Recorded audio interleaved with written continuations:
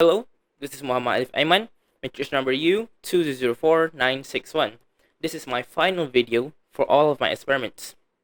So in this video, we'll cover experiment 5, which is about OPAMPS, and then experiment 6, which is all about digital logic circuits. So let's get to experiment 5 first. Okay, in experiment 5, we'll talk about OPAMPS, and our objective for experiment 5 is we'll see how some of the applications of circuits involving an operational amplifier, which is just a shortened version of OPAMPS. So, quick introduction. An OPAMP is basically a three-terminal device which has two pins for the input, and at each pin there's a positive and a negative. The negative, it is called the inverting input. So any source current will be inverted at the output if we stick it to the input, and the plus sign usually indicates a non-inverting input, so it doesn't invert anything in the output. Usually an op-amp will amplify the current by a factor of 6.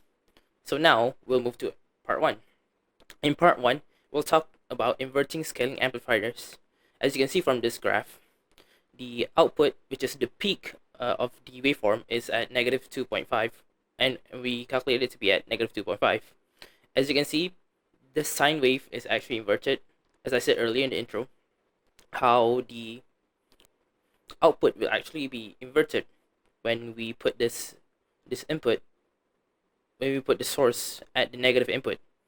Part 2 is just the same thing, but the power source is not connected to the non-inverting part anymore. So the output here at part 2 is 3 volts, and again the sine wave is not inverted. This is called a non-inverting scaling amplifier. In part 3, we move on to a buffer amplifier. Basically, the output is the same as the input values, and this is actually used to test if the op-amp is functional or not. Also, this is to reset the amplifier in case any outside voltages affected or anything. So for part 4, we'll be talking about a summing amplifier. So basically what it is that the output is the sum of both inputs. As you see from the graph, the output is inverted in orange, and the input and both inputs are actually the same, which is why you can't see the second input here because they're overlapped. And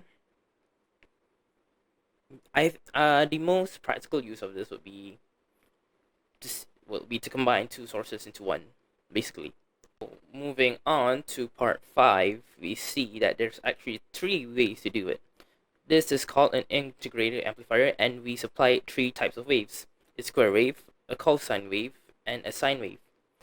For the case of the square wave, we can see that the output is much higher, and it becomes, rather than a square wave, it becomes a triangular wave. It's more rectangular, but it should be triangular. And in the sine wave and the cosine wave, they have the same outputs, and it's just the phase of the outputs are different, because at a cosine and sine wave is actually 90 degrees out of phase of each other. Finally, in part 6, we see that the circuit is built as a difference amplifier. So in the case of we don't know what the power source is, what the value of the source is, we can put the two sources, or the two different circuits, to each pins of the op-amp, and the op-amp will compare between the both of them.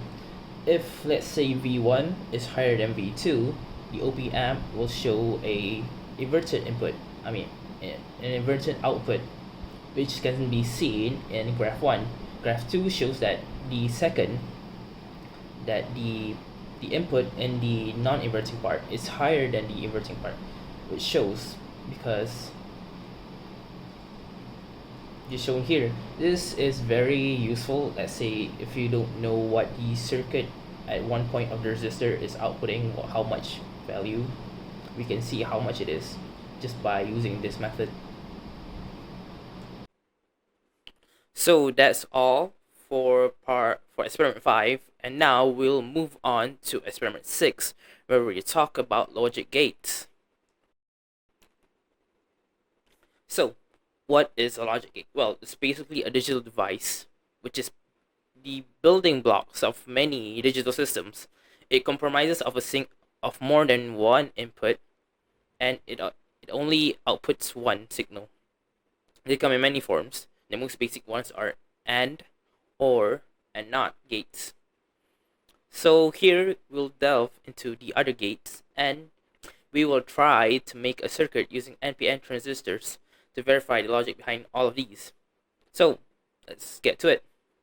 So I won't delve much into the AND and OR gates because they are very simple and they can be made using switches. I'll just show the circuits that I made up here now.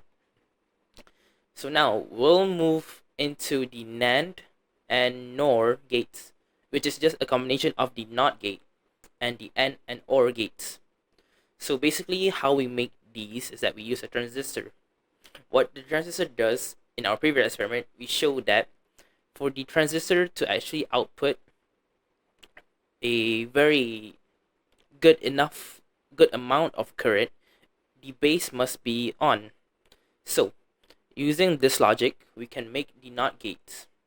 So when we connect a switch to the gates, we can see that when we switch it on, the base will be activated and current will flow.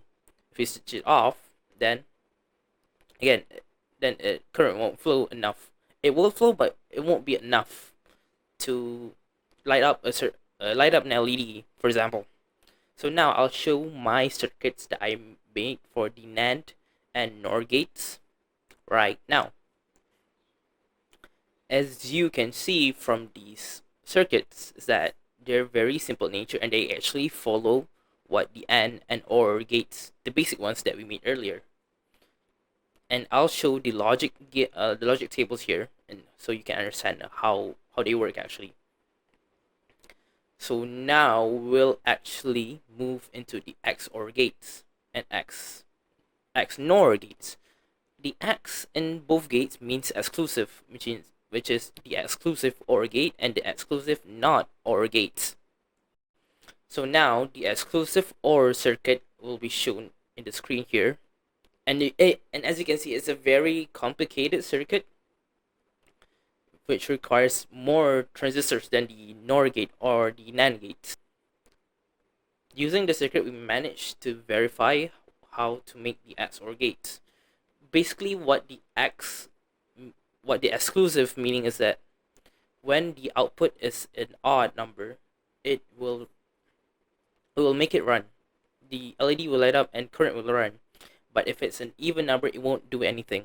So moving on to the XNOR gates, this is just the opposite of the XOR gates because, as we can see, there's a N there, which means not.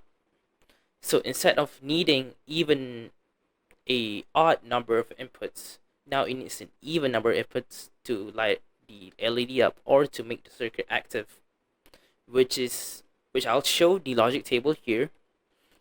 So to end it all off, in part 6, we see that the circuit made by transistors were actually verified, and they all proved to make each logic circuit, each Boolean logic, as shown in the tables.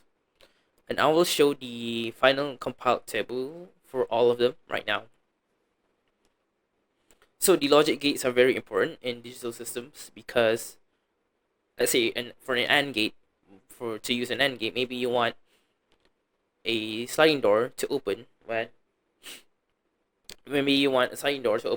it detects a human presence, and maybe see if there's a human there. Maybe you put a facial recognition system and maybe a motion sensor there to see if there's actually someone there. To then, when both inputs are true, only then the door will open. That's one of the uses of a logic gate when using an AND gate. So this marks the end of my experiments, and I would like to say thank you for my lecturers to help me when I ask questions, and thank you for my friends that helped me while discussing how to do the experiments and all. And that's it. Our objectives were completed. And thank you for watching this video. Goodbye.